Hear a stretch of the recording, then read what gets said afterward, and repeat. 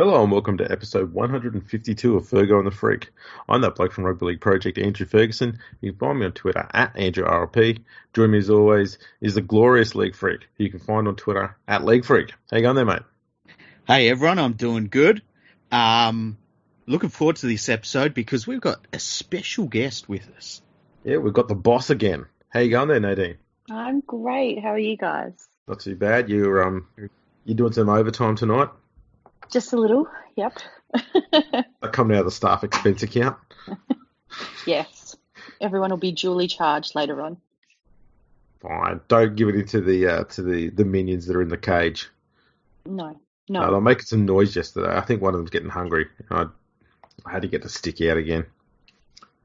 I love the stick. There's two things I like doing. Podcasting and sharpening that friggin' stick.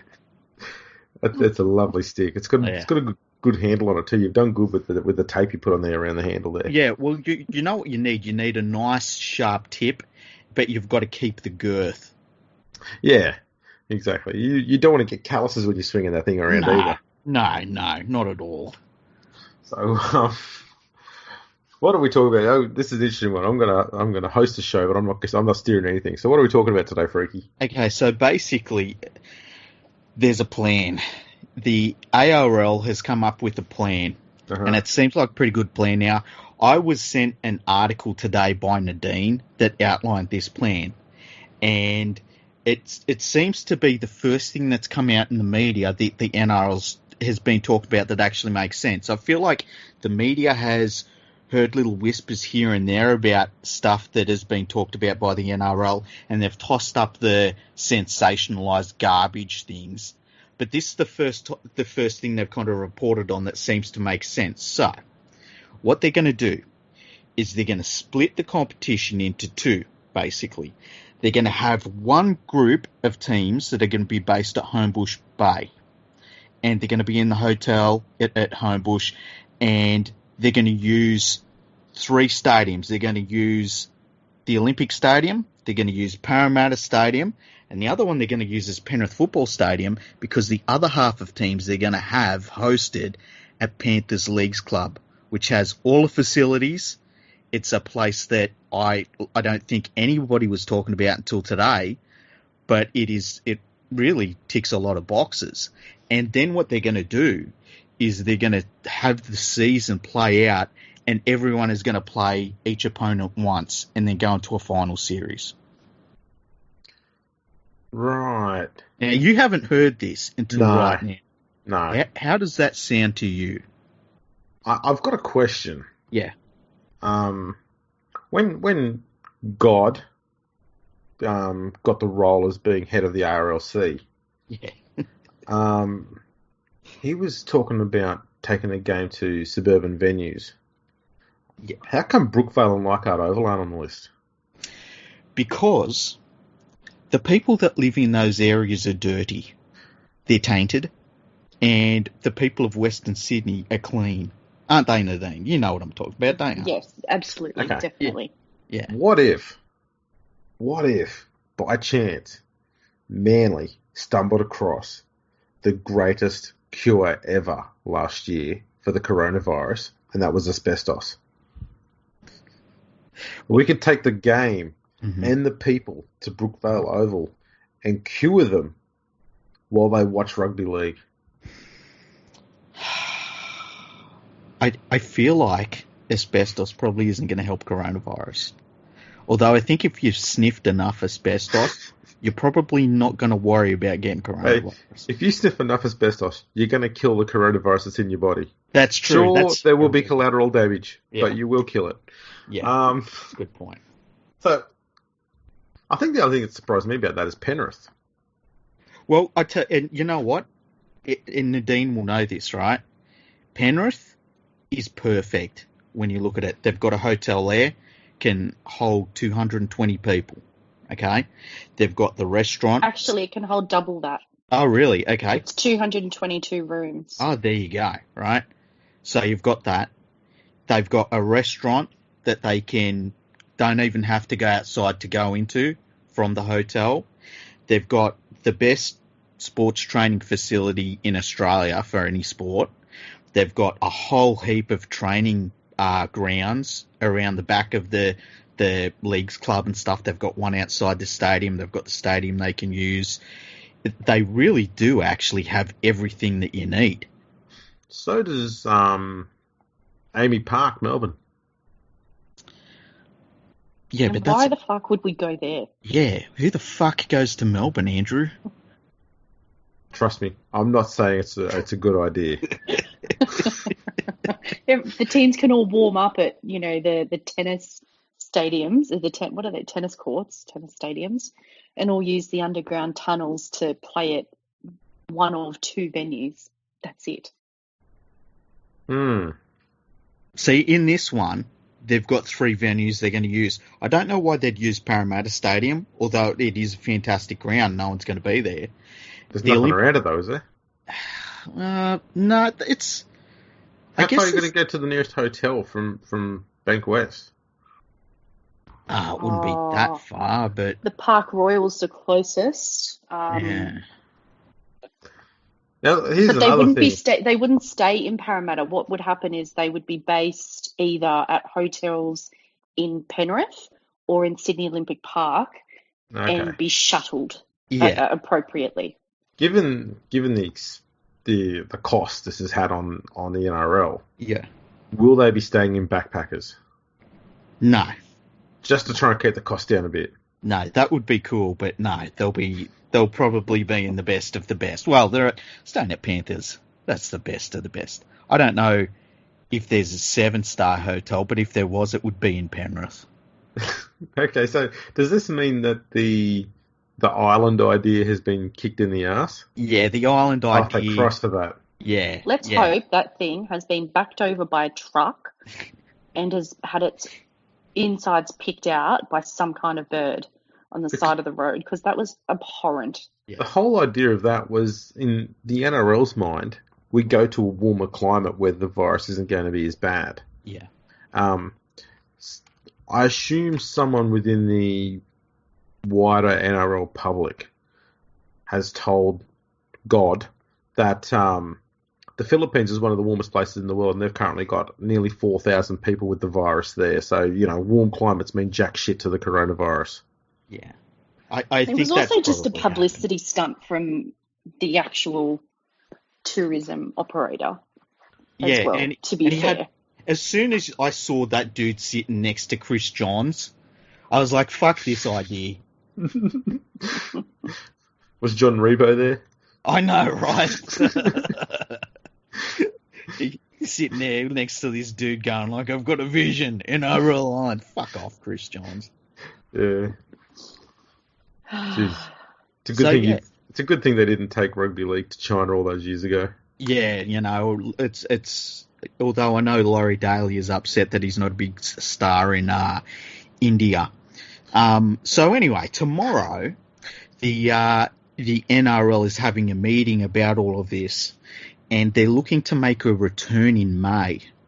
What I've heard about it so far is that basically you'll have the 2 groups of teams kind of separated a little bit, so that stops with any cross-contamination between players. It's just another layer of security between the 2 groups of players. And then when they do start playing one another, they'll be shuttled from basically where they're living in these 2 bubbles in Sydney to the stadiums and then taken straight back. There has been some talk that players might be told to self-isolate and they may be able to go home, but I think what they'll do is they'll actually make everyone stay at these hotels. Now, this does raise an issue which you've raised in a previous episode. Yeah. What happens if one of these players sneezes? Well, my understanding is you can get the results pretty quickly. Yeah. Now, but if you've got 100, 200 players in a hotel, all sharing the same fucking aircon pretty much. Yeah. And the same space, you don't know how long they've had it before the signs come through. True, but I think kind of kills it. Like, the only way you're gonna do this reasonably safely is each team would have to be isolated in its own separate hotel. You wouldn't have to have too many teams in the same hotel. They'd all have to be separated like that. I think that's part of the idea behind having them in two bubbles. Because if, say, you get an outbreak at one of the hotels or something, the other one will you'll still get some games that will be played. And, I guess it's just the best option that's available. Nothing's going to be 100% perfect. But I'm sure that when they isolate all of the players in the hotel, I bet they screen the hell out of them. They can't test all of them, obviously, but I guess it's the best they can do right now. Because the other thing they would have to also do is put any staff that are working in those hotels, with, chefs and the like, they would also have to be in the bubble. And I know of workplaces that when you enter the workplace every day, you're actually getting your temperature checked. And any sign of a raised temperature, you're sent away, go home, isolate kind of thing. So I would dare say that they would be looking at those kinds of measures as well. Yeah. And it makes you wonder, if they do go through this, there is going to be costs involved to the NRL, and I guess I wonder how if the clubs will bear any of the cost. I bet they don't. Obviously, the two places where these teams are hosted will be happy to have any sort of business coming to them, and I wonder if there's a premium that's paid for the staff, as you say, that work there. Like I don't just want some bus driver bussing these people around. I kind of want somebody that I know is staying at the hotel and isn't seeing anybody. Agreed. That's there's so many intricate measures involved in this. I just wonder. I don't know. Maybe I'm being a bit cocky. I don't think the lockdown's going to last too much longer. Define too much longer, because I'm finding this is a very subjective term. So what do you see as not too much longer? End of April. Okay, right. So 3 weeks. Yeah. Well, I think given that there's been such a sharp decline in the number of people who've got the illness, I think in 2 more weeks, those numbers are just going to get down so low that they're going to say, you know what, we're not going to scrap lockdown.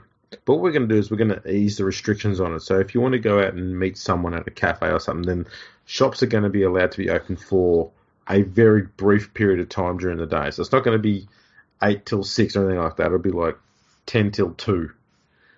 You've got 4 hours where business can be open, and that'll help businesses to keep staff employed and make a bit of money and stuff like that. There'll be limits on the number of people who can go in at any one time, that sort of thing. But it'll just be little steps to try and help get things moving again, instead of just having the floodgates open when they go, yeah, you know what, it's okay now, and everyone just runs out. I think they might start looking at a little step-by-step thing like that, because there's going to be a point where kids are going to have been at home too long and not had genuine proper education. And it's going to get to a point where that's going to be concerning, I guess, for teachers and parents and I don't know, maybe a few kids. So I think things are going to have to start easing up sooner rather than later in that regard. The government has said and this was just a few days ago, they were saying, look, expect this to be a 6-month thing, not a 3-month thing. And the thing that they're trying to avoid is that the lockdown, say for instance, and look, I'm not a virologist. I'm really not. I know people think that I am, that I'm not. So I think what they want to do is make sure that we don't come out of lockout too early and we just start it all up again and have to go back into lockdown. I think they'd rather have the lockdown occur over more than we need than have a couple of different outbreaks, you know what I mean? Yeah. It'll be interesting to see what happens. I think if they do come back, and they'll probably allow sport to be played as it was in the first 2 weeks. Yeah. The second week anyway, playing empty stadiums, that sort of thing. Yeah, well, the New South Wales Deputy Premier was quoted tonight saying, I think the NRL is the tonic that we need to get through this crisis. So, in terms of, I suppose, ticking boxes at a government level as to are they actually able to come back, there's clearly a green light there. So, if you've got them, if you've got that level of government providing the green light, you'd be crazy to not explore any option available. Yeah, definitely. And the other thing is too that, like I was reading earlier, that the New Zealand Warriors basically would have to go into a 2-week lockdown, which if they that is my guess is why they're looking at trying to make a decision tomorrow. In terms of like they'll need to get the Warriors through 2 weeks of quarantine in themselves before they can do anything with the Warriors. The Warriors are very keen to do that by the sounds of it. I wouldn't be shocked if there were a few Warriors players that decided to not take part in it, but I think that's fine. But yeah, look, I think that this plan is better than any other plan that's been put forward, that's for sure. Well, better than my one in the last episode. A little bit better, yeah. It had merit. It was entirely merit. I thought it was completely flawless. Of course. And you never know, you might need those games in 100 years' time. What better a time to bring out the vault and watch a whole heap of games that were never ever played. You get to see some of the greatest players ever. It's a fantastic idea. As I expected. Yeah. Right, that's enough. That's enough of me talking myself up. Now let's never talk about it again. So one of the things that Nadine brought up that was interesting is that the rugby union players have rejected a 65% pay cut, and that some of them, and keep in mind the NRL players took a 75% pay cut, and that some of the rugby union players are saying to the Australian Rugby Union, or whatever the hell they call themselves these days. Rugby Australia. Yeah, I refuse to say it. That they would like to be able to earn money doing something else if they're not able to get their full salary. Now, if the NRL starts up again, could we see some of those rugby union players approaching the Australian Rugby League and saying, hey, I'll play rugby league? Which ones were you thinking of that will come across? Can you give me some names? Yeah, exactly. Look, that's the major hurdle. But it is interesting that the rugby union players are looking at an alternative, and the only alternative right now is either you're playing like soccer in Belarus or you're going to be playing rugby league in Sydney. To me, the crazy thing about that is the action. The action that they've put in there is the action you take to try and make sure that you can still earn an income. Yeah. The weird thing is the fact that they've refused any salary in order to do that. Yeah. I just don't get this. I don't see where the players are going with this. Well, that's the amazing thing about what we've seen in rugby league through all of this, in Australia at least, and I think we saw it for the most part in other countries as well, is that the players basically didn't kick up a fuss unless they were Joey Leilua. They kind of understood that, look, the taps have been turned off in terms of the money that the game's making, and there's not really an alternative, so let's just do the best we can out of a really bad situation in terms of how much money we can actually get out of our contracts this season, and let's hope for something that'll fix that once we can get playing games again.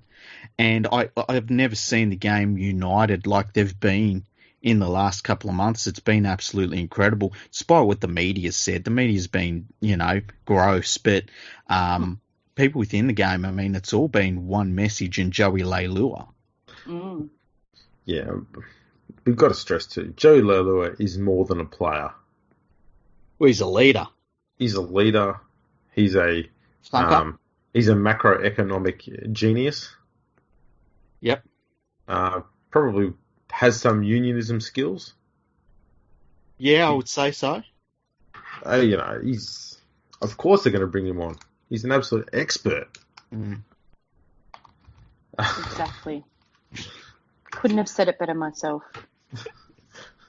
So do we all think that this plan is actually it's going to work out, or do we think there's going to be a spanner in the works before it gets to where it needs to be? All right, first question is, where do the referees stay? You know how people are when it comes to referees. The people are going to come out and say, oh, the referee was staying close to the Broncos room all the time. Now they're getting favours as well, the referee. People are going to say dumb shit like that. So the referee's going to need to be somewhere else. That's a really good question. Man, they got to stay in the same place. They can't split them up. What would need to happen is very similar to what they were doing in the first couple of rounds that we had, which was there would be a dedicated team of referees that would stay as that team, so there wouldn't be week-to-week assignments being given out. And that team, and it might be that between the two bubbles, being the Penrith bubble and the Olympic Park bubble, you would have X amount of refereeing teams located in each bubble, and they would be based there.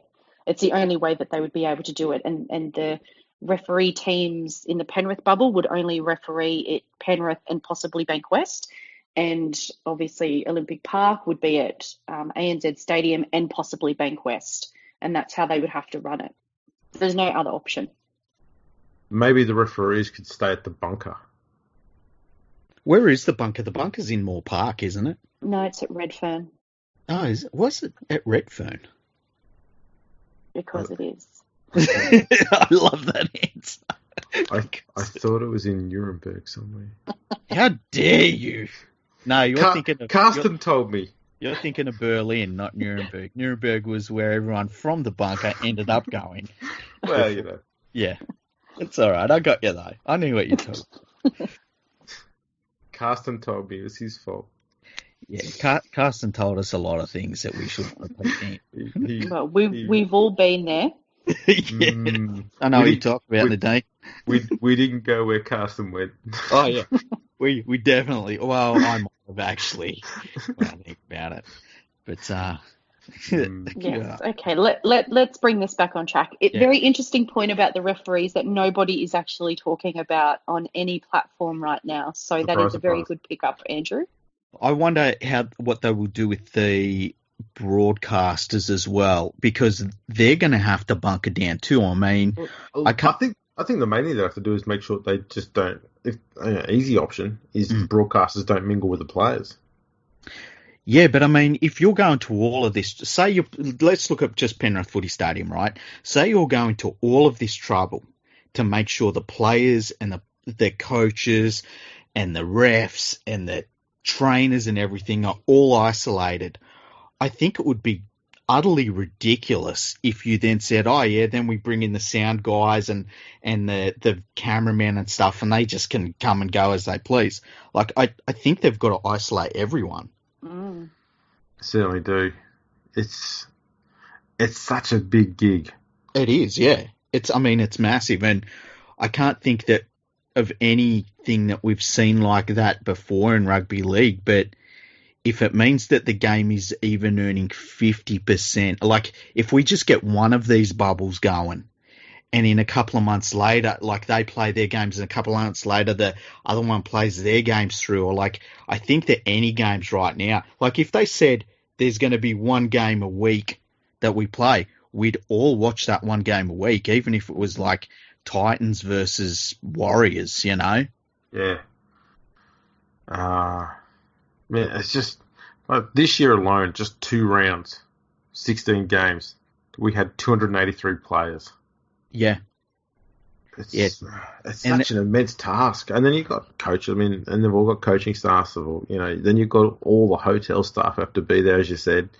And you're not going to be able to just take your 17. Like, I mean, do you lock down 30? Do you lock down? You'd have to. I mean, it'd be 35. You'd have to lock down. Well, you'd have to lock down your 30-man squad. Yeah. Easy. Yeah, you're going to have to, because especially if you've got like a halfback gets injured, It's not like you got a whole heap of those hanging around in the squad. So you have to Yeah. call in someone now and then. And then they would need to serve any isolation period that they would need to serve, having come from outside the bubble. Yeah. So you would have to have your 30-man squad. You'd have your bare minimum staff in terms of coaching staff, trainers, physios, the like. Or do you centralise, in terms of some of the physio situation? Is it a case of you get in a group of physios and they just provide that service to every club in that bubble so as to limit the amount of people coming in? I mean, that's something that could be explored as well. Yeah, that's a good point. That's a good point. In terms of team staffing and things like that. I mean, a lot of these clubs are having to cut the fat anyway. They've already got rid of a significant amount of these consultants and things like that. I saw Paul Gallen was, crying about being let go from the Sharks and so on and so forth. Hopefully he's all right. Hopefully. So I think they could get away with that bare minimum. Probably, you think you've got a head coach, assistant coach, a couple of, your trainers, who one of them's usually your conditioner as well. Throw a physio in there. I think probably 6 at a bare minimum in terms of auxiliary staff, So, and even if you've got a couple of hanger-oners, let's call it 40 people per club is what goes into the bubble. Yeah, and maybe, they might decide, as you say, like, if say a team uses 5 or 6 physios or whatever, training staff, people doing massages and stuff like that, they all agree to use this group, and they share a certain staff between clubs. And I wouldn't be shocked too if they have to put in place something in terms of player swaps. So if you get a club that, for whatever reason, and we could be doing this for a few months. If you get a club that has a horror injury toll and they just run out of players, there's going to have to be some sort of player swap scheme that's in place. And how do you do that in a competitive environment? Do you maybe go in, say you nominate 30 players that you're going to bunker down? Do you nominate 5 of them before you bunker down that can be used in a player swap scheme, so that you don't go into, like, say, 3 or 4 weeks into these bubble, issues, and then say, well, yeah, but we really need him, and so you can't have him, and you're going to have to play with 16, you know what I mean? There's going to have to be little things like that they think about. And to their credit, I think they probably are. I think they've done a really good job with this plan. And, it's been by far and away the best plan that I've seen anybody suggest. It's my only concern now, is the word bubble going to be permanent? Oh, 100%. Can we get something different? What would you call it? No, because I've been talking about the Penrith bubble for the entire time that I have lived in the region, because I hate leaving the bubble. If I don't have to leave it, I won't. And there's usually not many reasons why I would leave the bubble, because everything is here. There's exactly. What's the one thing we don't have in Penrith? Coronavirus. No. No, we do. We've got coronavirus. It's not much of a bubble if the virus is already there. We haven't got a beach. That's the only thing we don't have. We got, like, fucking mountains. We got a beautiful river. A Ben's Basin. It's fine. There's sand that meets the water. Yeah, I like some ocean on my beach. Yeah. Right, there we go. Clarification. Yeah. Okay, so we've got everything else though. Like, we got the mountains, we got the river, we got Krispy Kreme. I mean, is there anything else really? We got Oporto. Got several Oportos. Noodle Hut. We've got the little place in the back of, what's that street called? The one that does the awesome Vietnamese rolls. You got to go around the back of that little. Do you know the place? Yeah, I do. Yeah, where you park your car and it feels a little bit. I I'll say the word sketchy rather than the word I normally use for it. Yes, let's go with sketchy. Yeah, I think you know the word I was going to use because that's the only word you'd use for that area. Tamworthy? No. No. It's worse than that, Andrew. We can't use this word. And so yeah, I understand Nadine's bubble that she's talking about because Penrith is fucking amazing. But the problem with bubbles is that they burst. And that's a flaw that we can't have when we're dealing with something about viruses. We can't But have it's not anything just getting Penrith that is having this bubble. There is also Sydney Olympic Park. What else do we call it then? I don't want bubbles. Bubbles are bad. If not a bubble, then what is it? It needs to be an airtight, Dome? lockdown Like bunker. biodome. Biodome. I'm a duck-billed platypus. Now we're talking. Yeah, Why that's a good idea. Why don't we actually build a biodome, put all the players inside, no doors. Mhm. All they've got inside is a hotel, a football ground. The players can train and do whatever they want inside that dome. They can do anything they like in there. Is that not just Big Brother? And the only cameras inside the whole dome are at the football ground. Everything they do outside the ground, no one knows. I worry about. Here's my worry. Yeah, Everyone's got put a mobile phone, man, with a camera in it. Yeah, well, especially in Penrith. We can You put just the do shade. blockers. We can put the Creepy. shades. We can Had put the to. shades up on the biodome. Shades up. Yeah, no one can look in. Here is. We can put some people in there to help them with their needs. That's where I was going to go with my next question. Yeah.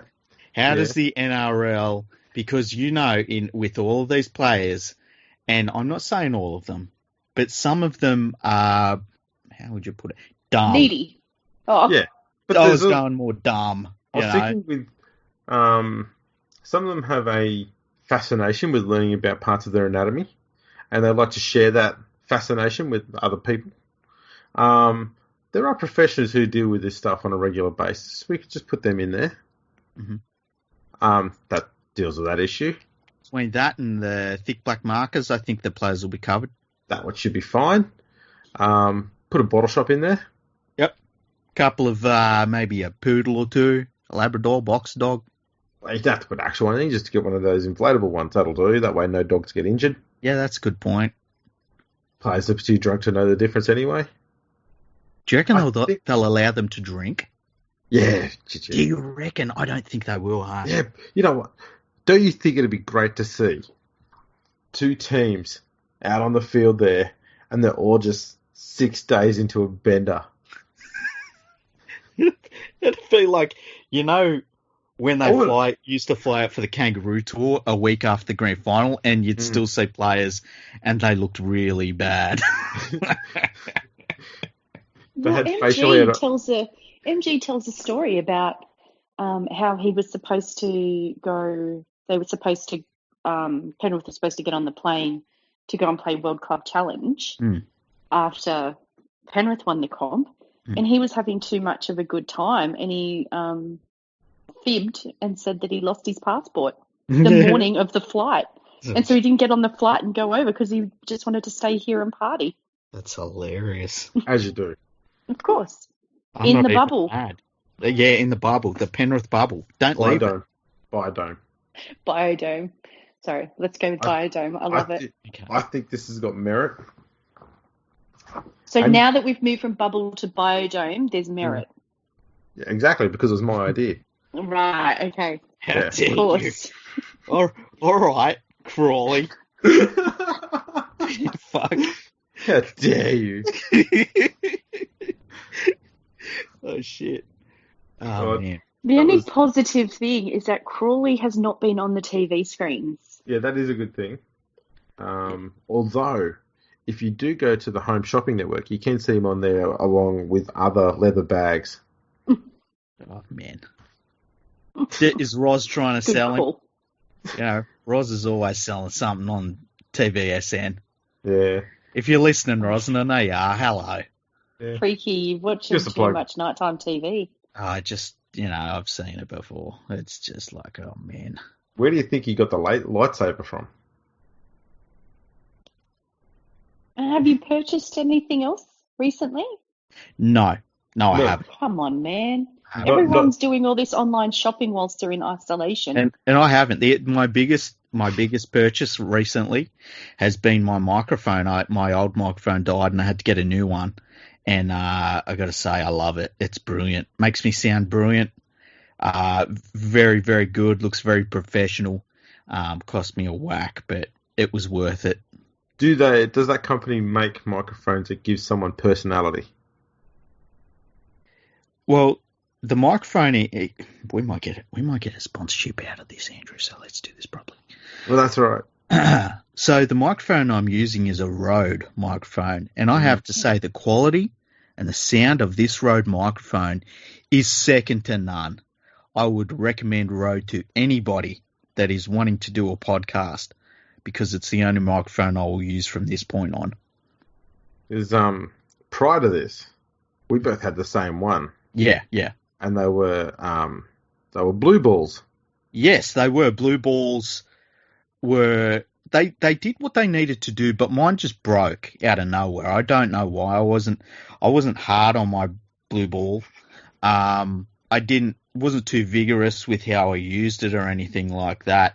And I got my blue ball out one day, and there was nothing. I was really disappointed. It was like, I plugged it in. I'm like, where's the juice for my blue ball? And so, yeah, I had to go out and get something a little better, a little higher quality. And that's why I chose a Rode. That's fair enough. That's the weird thing about the blue balls is that mine's black, but it's got blue written on it. It's sort of confusing. Yeah. Yeah, you mine should was get that looked at. Well, I've been meaning to, but, everyone's in lockdown. They come in different colours, though. You can get white blue balls. I know we had black blue balls. But, yeah, when it, as soon as I had a problem, getting juice out of it, I was like, man, I got to do something here. Yeah. So you lanced it? Well, I took it back. But this one also has I think it's a 6 foot long cable to it. It's fantastic. And it's got a what's it called? A pop guard, whatever they're called. Oh, yes. Yeah, I love it. That is handy. Yeah, and now I don't even have, because with my blue ball, I had to use a furry box. Don't have to use a furry box anymore either. No more blue ball, no more furry box. Nope. Just a brilliant Rode microphone. Standing proud. Yeah. It's fantastic. Yep. Is that not the best advert for a microphone you've ever heard, Nadine? Second to none. That is infomercial gold. There you go, mate. That's where you need to be. Over there with the Crawley. Mm. Not that he's doing anything there other than just standing around trying to look useful, because that's what he does. And credit to him. He's been standing around and getting paid to trying to look useful pretty well for quite a while now. That's quite a feat. At least someone at Fox Sports is still getting paid, eh? Yeah. Well, they're managing to pay all the people that no one really wants them to. Yeah. they let go. Seriously, they have recently, and we talked about this beforehand, they've recently let go some of their best people. And, man. They kept George Clark. Well, Well, I think they're worried if they said to Paul Kent, look, Paul, we can't afford to keep you on, that he'd start yelling at him, and they just go, we don't want that drama. We hear that 5 days a week. We don't want any more of it. So let's just leave Paul alone. They go to Paul Crawley. That's what he's been doing to every guest that's come on the show that he's been on this last few weeks. He's been a little bit more angry than usual. Just shouting them down. I'm wondering if maybe he's got blue balls as well, and the audio quality is not very strong, and so he feels like he needs to yell into it a bit more to try and get a bit more purchase out of the microphone. It's a good question. Have you been watching that? Shit, no. I know I haven't. Have you been watching it, Nadine? Yeah, not religiously, but if in the absence of anything else, I'll put it on in the background and It also depends on who's on as well. So if I turn it on and Paul Kent's on, I'll usually turn it off fairly quickly. Yeah. Same as kind of Hannah Hollis. I'd turn it off very quickly. Oh, really? Why don't you like Hannah Hollis? I don't know. Just same as Jess Yates. Just not a massive fan. If Vossi's on, I love it. If Yvonne's on, I love it. It sometimes depends on who else is with them, though. What I have noticed.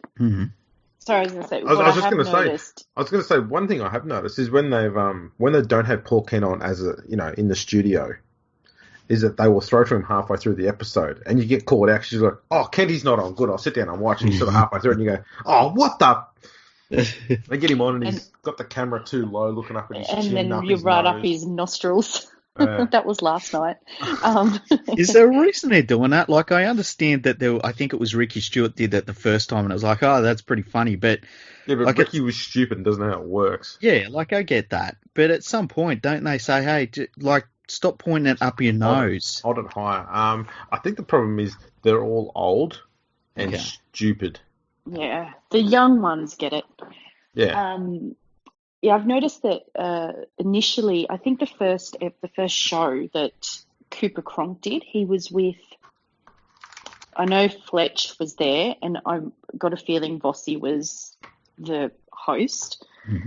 And the pairing of Brian Fletcher and Cooper Cronk just did not work. Like, you could not get more of an odd couple. And Cooper was trying to be very serious about something, and Fletch was trying to do his bit, and it just wasn't flying. Yeah. But what I've noticed is that over the last couple of weeks, Cooper has relaxed. And I actually think you're seeing him now as opposed to his persona. Yeah. And it's actually been really entertaining to see, because you're still getting that analysis and that very deep thinking person, but he just doesn't have that guard, and that aura, I suppose, that a lot of people don't like about him. Yeah, he comes across as fake. Yeah, which particularly, I think it was it might have been last night in particular, I had that moment of clarity where I thought, oh, wow, this Cooper's actually really fun. Like, it was very light but still quite analytical, and yeah, it was interesting. So he's found his personality.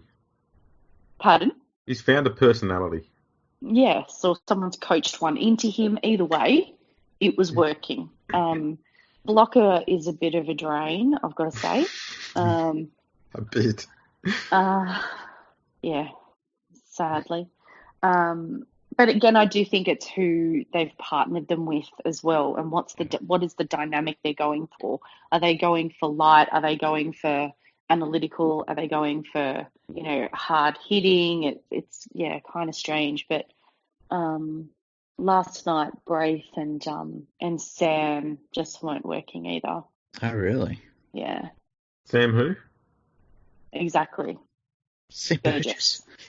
Sam Burgess. Does Sam Burgess do it from the studio, or does he call in through his mobile phone?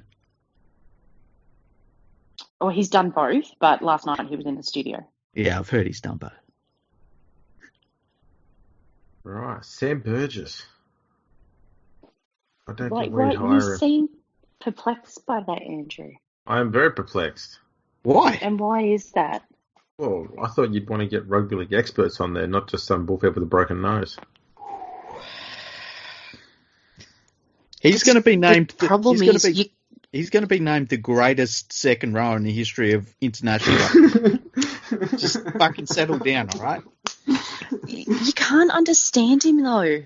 I mean, and I say that having listened to interviews with George Williams and John Bateman and James Graham, and Sam's the one that you can't understand. That's because his face has been smashed around that many times. The bits and pieces that make noises that are supposed to be, his voice has been moved around that much. They don't work properly anymore. And let's be honest, you weren't really listening to George Williams anyway. None of us do. I was trying to listen to George Williams. You just look at his nose going, how much is he packing downstairs? God, that thing must be mighty. dare you? We all do Not it. No, actually, we don't. Yeah, we all do it. We all say we don't, but we all do it. So what have you guys been keeping yourself occupied with in Work. isolation? Work, obviously. You know what? I've been having a dream run. Yeah, Andrew's making a lot of money right now. You know what? I've been thinking a lot about, the podcast and the website and stuff like that. And it's really interesting because, there's an opportunity to do a lot of recording and stuff like that. And you're seeing a lot of new podcasts start up. And I think what you're also seeing is some really great content being produced by people that aren't part of the mainstream media. Mm-hmm. And so, and it's kind of got me inspired in a way. So I've been thinking a lot about that. Our numbers have been fantastic considering everything that's going on. Last month was the best month we've had. So we've been very lucky in that sense. But yeah, going forward, the idea that we might be talking about actual games in a couple of months from now, I'm so excited by it. Yeah. It also means that I don't have to do too much research on history episodes. Well, the funny thing is, we haven't done too many history episodes, really. But I know they're coming. Yeah. Got a long weekend this weekend. You're going to say to me, let's do a few episodes of it. What are we going to talk about? And you say, I don't know. Oh, we'll do a history one. Then you go, yeah, that sounds great. I went, So I have been thinking about that all day. See, when it comes, this is the thing, okay, going into the mind of a historian here, I love the research. That's it. That's it. You don't like actually the writing production of it. The writing of it down. Yeah. Oh, man. I get that. I love learning about something, but when I've got to write it down and teach someone else about it, it's like, do I have to? But it's not to say I hate the writing part of it, but I just really, really love the research part more by a long way. Which episodes do you reckon we do the best, Nadine? Do you have a favourite episode? Oh, God, 152 episodes. What would be my favourite? Not this one, because I've gibbered on with shit. I think I'm on the record with this, and I don't think my position episode with Dr. Alan Pearce. Oh yeah, absolutely stand out. So I think, I do really like the history episodes, and not just the history where none of us were alive, and it's obviously really relying on some deep diving into the archives, but looking at the history of more recent history where there's things that you probably didn't realise at the time, or you weren't quite across some of the nuances or the power plays or the politics or things like that.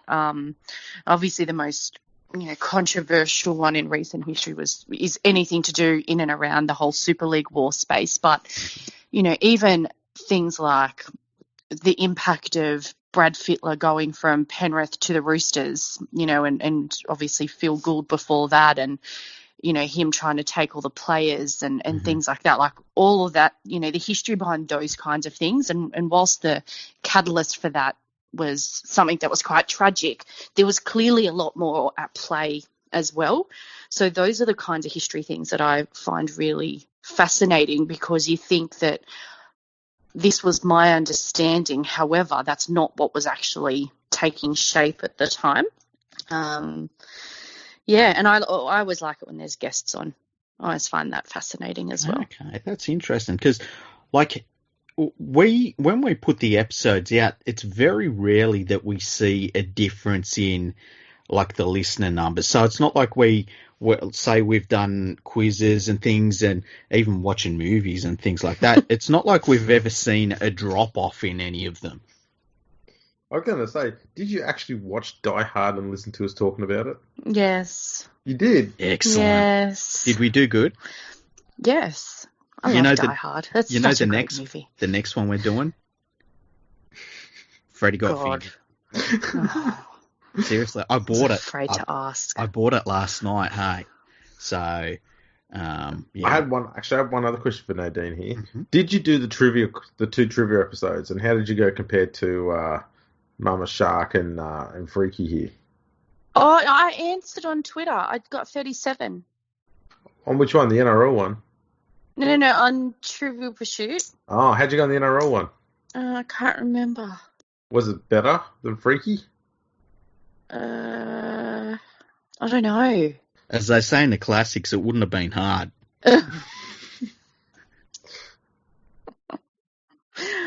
God, you're hilarious. What? I'm just saying. I didn't exactly make the questions easy on the rugby league one. No, they were a little bit difficult. There's been a whole heap of podcasts, a whole heap of articles I've seen over the last week where they've put out a heap of different quizzes, but they're all behind paywalls. Yeah, otherwise, I would have sent them to you. Big O Trivia? Mm-hmm. Yeah, I had a little conversation with him the other day. Oh, cool. Yeah. He wasn't very pleased with what I was saying to him. Oh. He didn't block me though. Oh, well, that's all right then. He seemed rather grumpy. He does rely on stats for a lot of his articles. Might be why he didn't block me.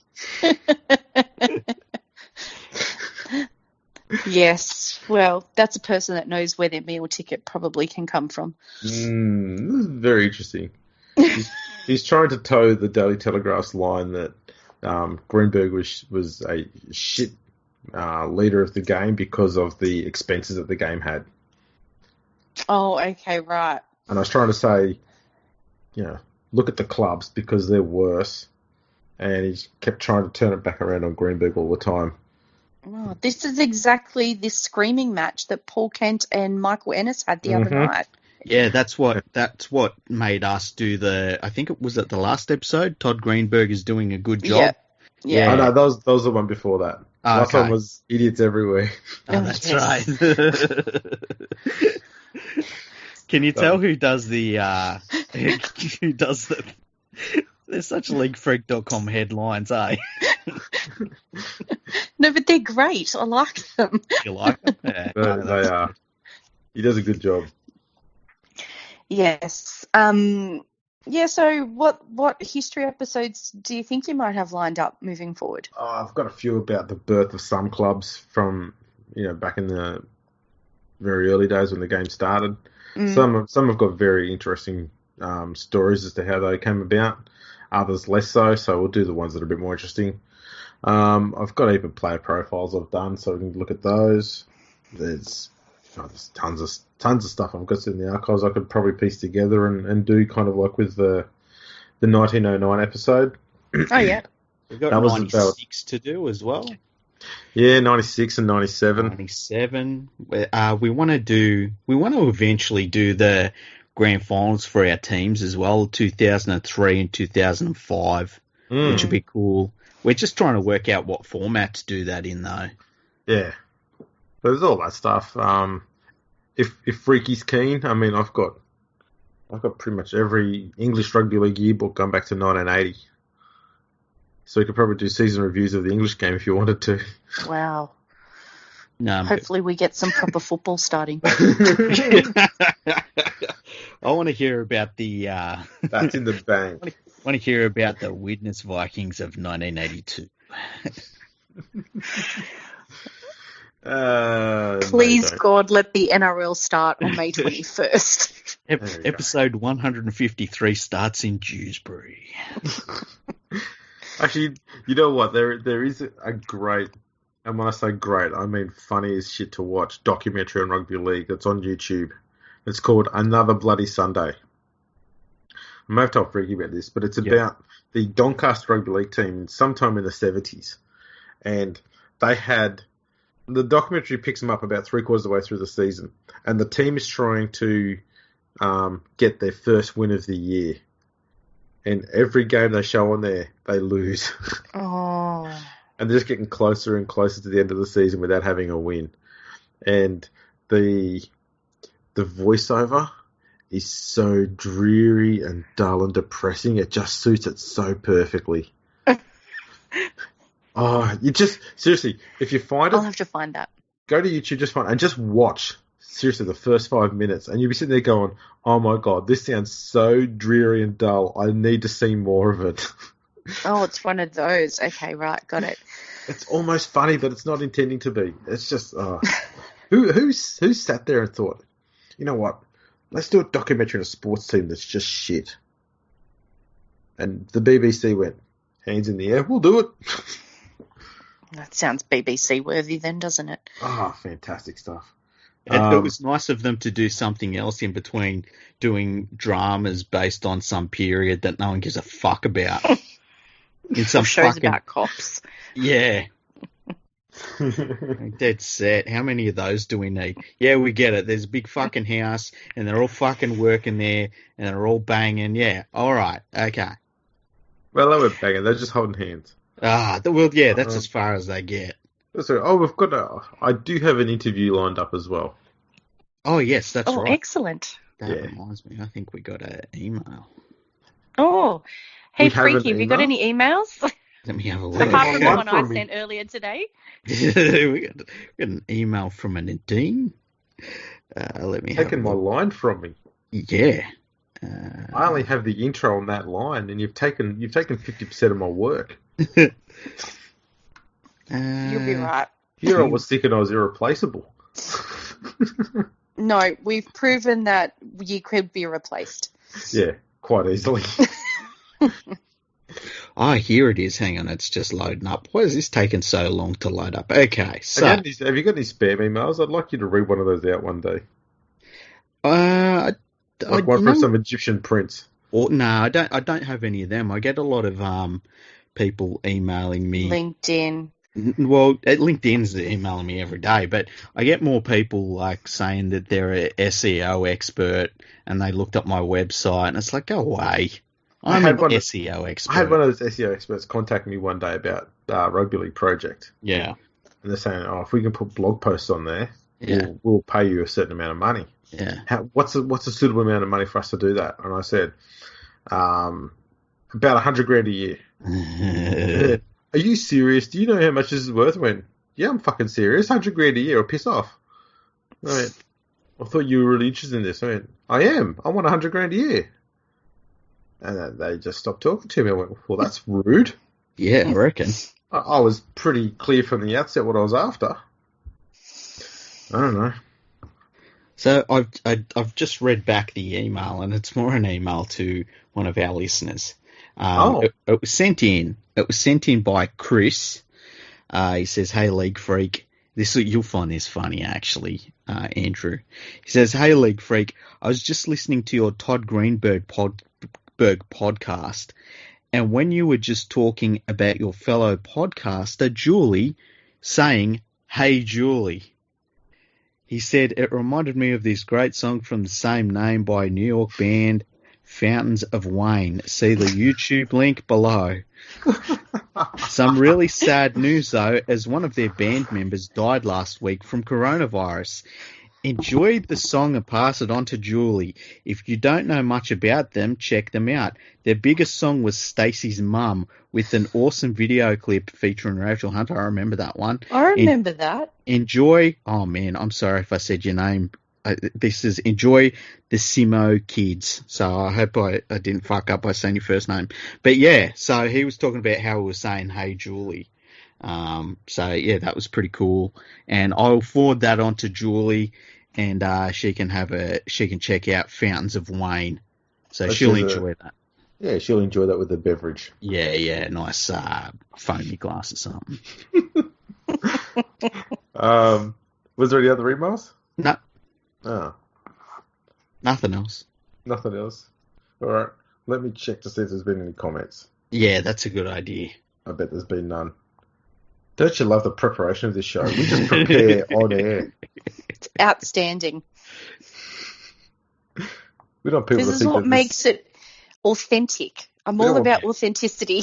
We don't want people thinking that we're spending time here on them doing the research. No. We spend our time on air on the listeners. That's Off right. air, we just do awesome episodes and just don't record them. We keep that shit purely for ourselves. Imagine if people realised how much of this we actually edit out and that this is the best parts that we're giving them. Like, we've already edited out like half an hour or something. When you say edit, Yeah. How do you do that? I use a very expensive program called GarageBand that came for free. Right. And how often does this editing that you speak of take place? How many do you reckon? I reckon maybe of the 152 that we've done, have we edited maybe 8 of them? Yeah, probably. Yeah. And most of it's And just how been- many of the 152 have never seen the light of day? Oh no, all of the 152 have seen the light of day. No. Because There's about, Oh, well, that's actually very good. So there's about 6 or 7 that haven't been. So let's think. There was one with Nadine we scrapped. I think there's 2 in Nadine. there was 2 with me. There's one, Yeah. one with Carsten, which was a live show, which The thankfully was at about 2 in the morning, and Yeah, no one the was watching. We went, we have to take this down. The Carsten one, right, is properly like public apology stuff, and not aimed at anyone in particular, just like countries, regions, stuff like that. Mostly just friends. Yeah, obviously France. Anybody affected by World War II. So yeah. Is there any others? I feel like there's one more. Oh, we had some false starts once. We had one which was a false episode in, was it episode 47? Yeah, that was early on, and we were just got about 20 minutes in, and we were like, I think this is fucked. Yeah. And you were like, yeah, I was thinking it too. But the thing is, we said it once about 5 minutes in, and then said, let's just forge on regale, see how it goes. And then after about another 30 minutes, we went, yeah, this one's really bad. Yeah. And then I think the last 10 minutes was us slagging off a few people. Oh, shit. I forgot about that, yeah. Yeah, so that one went see the light of day. Yeah. And then you... Whoops, a daisy. Yeah. Well, and then he leaves out the part where he gave my fucking email address to fucking for foreign governments. And so it's like, fucking, I'm editing this, and he cracked up laughing. Oh, yeah. Oh, that was so good. Talking about China or something like that. No, gave me the email. Fucking bastard. Oh, I forgot about that. Fun times. Yeah, We've kept all the great stuff off air. You poor people, you just get all the dreary shit we leave behind. Yeah, look, if we could put it together and make like an Uber episode, it'd be pretty funny, but that'd be the last episode. Maybe we'll do that for the last episode ever, hey? When we decide to bow out of public life. Yeah, I think when we both find out that we actually have contracted coronavirus, and we are definitely going to die from it, yeah, that shit's going live. Last words are going to be like, send it live. Do it. Yeah. Oh, wow. Was that inappropriate? No comment. Yeah, no, it was fine. It was close though. It was fine. So, Excellent. Who's got shout-outs? Any shout-outs? You can go and have a few shout-outs if you like, Nadine. Yeah. Oh, I'm directing the show right now, so you guys have got to do the shout-outs. Oh, bloody hell. I was thinking you'd do it so I didn't have to think. I'm just taking your job. You've done a brilliant job, and you've realised just how easy my job is. It used to be about steering League Freak away from saying bad things, and then it got around to just leading League Freak down garden path, so he would say bad things. Exactly. They're on my toes these days. So who's shouting out to, Freaky? Well, I started up a Patreon account yesterday. And so you can check that out. It's patreon.com/League Freak, no spaces or anything. And I actually sent it to Katie. And I said, check this out. Tell me if you reckon I should make any changes to it. And she immediately signed up for my Patreon. And it was very, very nice of her to. And so she's my first Patreon person on there. And I basically set it up for things like covering costs because The cost of my website alone was fine, but I've made a couple more websites since then. They're all rugby league websites. There's Rugby League Podcasting Network, NRLBreakingNews.com, which is a bit of a, it's a news accumulator site for rugby league. And then I was going to say, I do have a question about those websites. Yeah. How many do you own? I don't need the names of them, but how many do you reckon you own? Would you put in the podcasting website as well? Yeah. All the known websites you own. I would say I own 4 websites. And how many domains do you own? I own. Stop leading him down the path, Andrew. 4, 5, 6, 7, 8. I feel like there was a funny one I got in there. 9. So I own 9 domain names. Yeah. So this is the thing. We've had a few nights where there wasn't much news on, and I've been persuaded by Freaky into looking at domain names to see what's available in the rugby league world, and we've been surprised at what's been available. And stupid, we're looking up things and we're like, oh man, can you believe that Glebe RL is available? Maybe we should pick it up, hey? And if it's a really good one, Freaky just says, I've got it. Huh. What? That was quick. He's a domain accumulator. Yeah. And so anyway, between all that stuff and then the hosting of my email address, which is really expensive per year actually. And then on top of that, we split the cost for the podcast hosting, which isn't too much. And then the microphone obviously, which was, I think it was $190. It just adds up. So, I thought I'd start up a Patreon, and I set the lowest level at $3, $3 because any little bit helps. And Katie jumped on that really quickly, so I've got to give a massive shout out to her. She's absolutely fantastic. So thank you very much, Katie, for that. She's a good egg. Thanks, Katie. She really is. She's fantastic. I'll give a shout out to Julie. She's a massive fan of the podcast.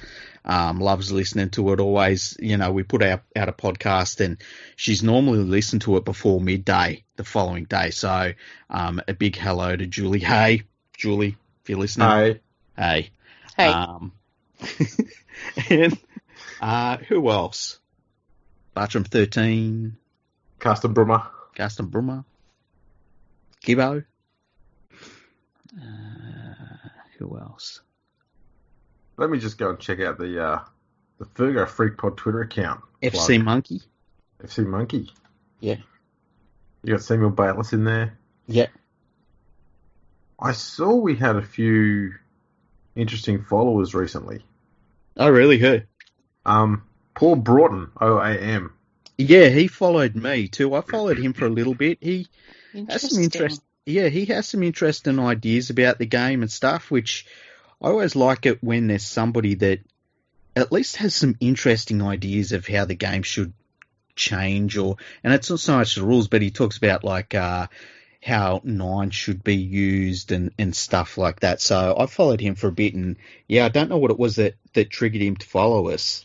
But yeah, he did, which was cool. Who else was there? Because there was another interesting one.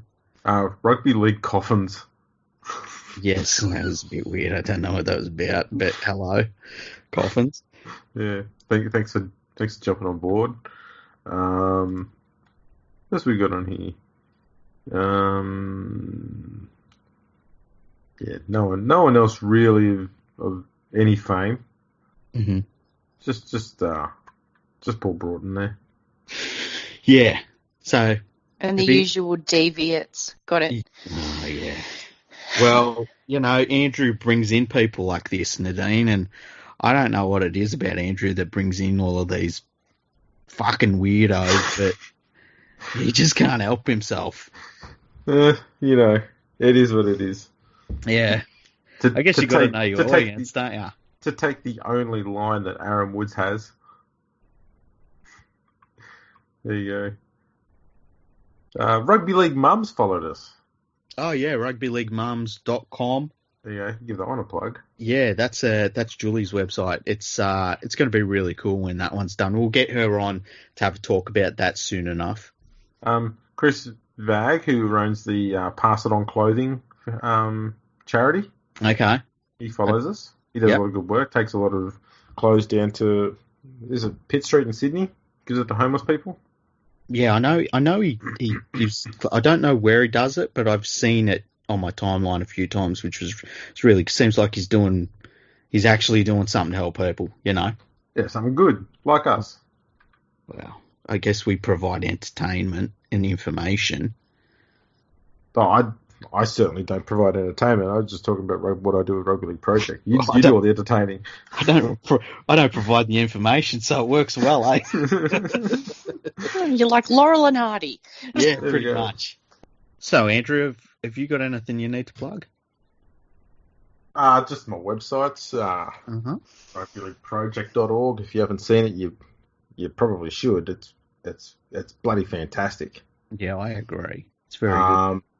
And if you like it and you want to help us out, then you can go to our Patreon, which is patreon.com/rlproject. Make sure when you're typing in that URL that you just stop at P for a little sec, just to see what comes up. Don't do it at work. Well, you can't do it at work. You're at home. Don't do it with little kids around. But yeah, just see what comes up when you go to patreon.com/RLP. And when you see it, you go, okay, I'll just go and write the rest of the project in now and go give me money. Don't give it to that people instead. Yeah. I think that's what's been happening. But yeah. Yes. It's like an Easter egg. Yeah, it is. It is. Yeah. There's some Easter eggs there. Yeah. Have you got anything you need to plug, Nadine? Nope. I'll just plug this podcast. Oh, thank you. That's very nice of you. Do you listen to any other podcasts? We don't mind giving the podcast love here. I mean, Starting Block. Of course. I listen to, of course, Boogie Bumper, the daily podcast, the Daily Boogie Show, Rugby League Digest. Fantastic. Did you listen to Full the episode credit when to I was the on boys. Yes, I listened to. Yes, I listened to all the episodes that you're on in every podcast. Well, I'm on every podcast now. Yes, that's right. I was on Sports Best Friends as well with Big T. Yes. Oh, I love Big T. He's hilarious. Full credit to the boys, Involuntary Tackle, League Council. Holy shit, you get through heaps of them. These are all ones I listen to. Yeah. Well, especially now I'm at home, I just sit here with my headphones in and listen to podcasts. Consume pods. Do you listen to the Matty Johns one? Usually yes, but at the moment no, because he's podcasting from his dining table with his family and it's weird. Yeah, that's weird. Why would you want to listen to that? It's strange. Yeah. So I listened to half of last week's one, which was the first iteration of this format, and I stopped. Okay. That seems like a wise decision. Yes. And then I've been listening to a lot of Sports Wars, which are really good. So they're kind of a little bit like those ESPN 30 for 30 docos, but in a podcast format. And obviously it talks about great sporting rivalries. So you've got Kobe Bryant and Shaq. You've got Brady and the Manning brothers. You've got, Nadal and Federer. So they've been super interesting as well. Paul Mounter and Carriage. I mean, they are peak. Exactly. Yeah, I get where you're going. Yep. What else have I been listening to? Oh, TED Talks. I don't mind TED Talks. Do you listen to Hardcore History? No. I tell you what, Dan Carlin's Hardcore History. It's my second favourite podcast after this one, and it is absolutely superb. Okay. It takes up a fair chunk of your time too, but they're very detailed, very good. Mm. I've only listened to a handful of them, but yeah. I'll recommend? I'll add it to the rotation. I've bought podcasts that he has done because he leaves a certain number of them up, and then after a while they go behind a paywall. I must have nearly bought $100 worth of them, and do not regret it. Like, they're fantastic. He's got one about basically the fall of the Roman Empire. He's got one about World War One. And they're all series, and they're all hours and hours long. My favourite one, the Wrath of the Khans, which is about the Mongols. Fantastic, really fantastic. I'll definitely give that a listen. Mm. There you go. So yeah, that's my life at the moment, podcasts. Nice. Well, here's one that's you're the star of, and thank you so much for joining us, because it would have been wrong to do it without you, hey? Oh, thanks. That's nice. And It's been a while since I've been able to come on as well. Yeah. It's been even longer since we put your voice out to the public. Yeah, well, they're missing out. Lucky. It's nice that you didn't say anything controversial in this episode too, so thank you for that. No, I was the well-behaved one today. You kept your bad potty jokes to yourself. God, they were shocking. Yes. I'm terrible. You So really Western Sydney potty mouth. We can't be having that here again. Oh, No, shocking. You've warped my fragile little mind. Oh well, you'll be right, mate. Is that it, Freaky? Yeah, I reckon we're done here. Okay. So thank you everyone for listening to this, and we hope that the next episode that we do, I think we know probably what the next episode is going to be. So strap in for that one. It's going to be an internationally focused one. And then, who knows, in a couple of days' time, we might be talking about how they're starting to officially, set up the biodome. Well, we'll be in it. We'll be in the biodome. Mm-hmm. Podcasting from within the biodome. Hey, what about they set up the biodome, right? And if the Panthers start losing, I try and sneak into the biodome and shut it all down. Future episode. That could be a live episode. Oh, that would be so good. Imagine me going like, I'm sneaking around the back of the Krispy Kreme. I can see the opening. I'm going in. I'm pretty good over short distances. I reckon I could get in there. I reckon we have to do this. Like, are you going to do this like within the next 15 minutes? Oh, not in the next 15 minutes. Come on, man. We should commit it to the potty. Imagine if I, the next podcast, I'm like, I'm still hiding in one of the closets. They haven't found me yet. Then we do a whole entire episode talking about some sort of merits of some biodome rugby league thing, and you're whispering really sensible, coherent arguments the whole way through. What about it when I find out who is in the room that I'm hiding in? Like, who would be the worst? I was like, oh, fuck, it's BJ Leilua. And he's reading books. International law. What's he doing? He's got out some crayons and he's colouring something in. Would that be the NRL's balance sheet? There's a lot of red that he's using. He's hammering big dots all over the page. I don't know what's going on. He doesn't look happy. Oh, maybe John was poor. Be terrible. Absolutely terrible. This has got to happen. This has to happen now. On that magnificent note, people, that's something to think about. We'll catch you all later.